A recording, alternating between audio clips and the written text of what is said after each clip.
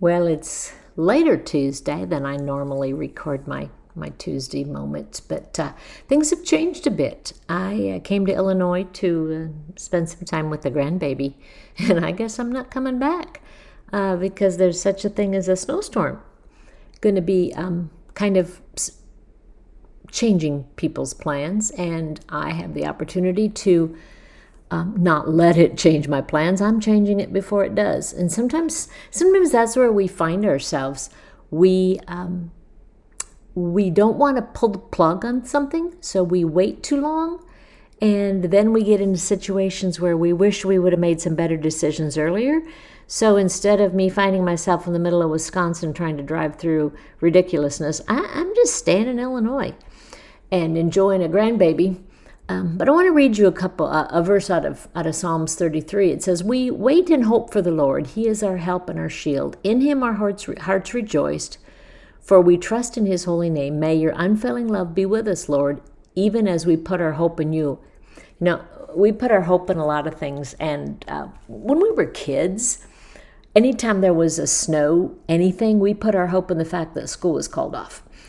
Snow days were awesome little experiences for us. We put our hope in that. Well, things have changed a lot in this last 3 years, and now they don't have snow days as much anymore as they have e-learning days. So what do you put your hope in? That you don't have to go to school and you stay home, or that you don't have to go to school and do school, or you don't have to go to school but you have e-learning? We put our hope in a lot of things that we really aren't sure the way it's going to happen, the way it's going to turn out.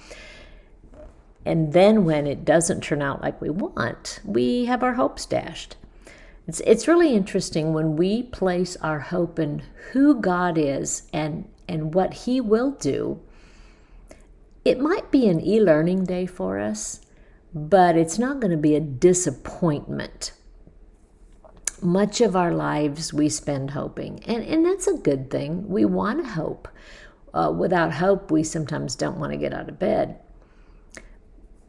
But when we look at the way that Jesus transforms how we hope, and then we look at the ways that in this world where we're at, what we're dealing with right now, we hope in, there's no comparison, because the hope we put in this world, there's really no control over.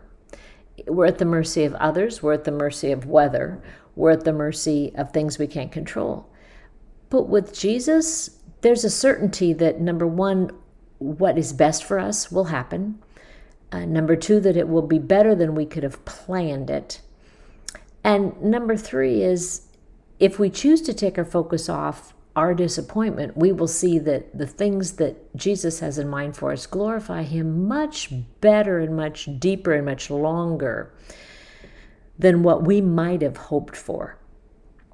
And when you put your hope in what Christ is going to do and how he's going to change something, we're not disappointed in people, because we're putting all our hope and our trust in God. Now, I get to play with a beautiful little grandbaby, and there's nothing better than that. And I will head west and stay with family until it's safe to go north. That's better than I could have hoped for if I decided I was going to try to outrun the storm, because we know that doesn't work. Sometimes we try to outrun God's plan, and we just think if we can get enough head speed, if we can get a head start, if we can just get beyond the worst of it, we'll be okay.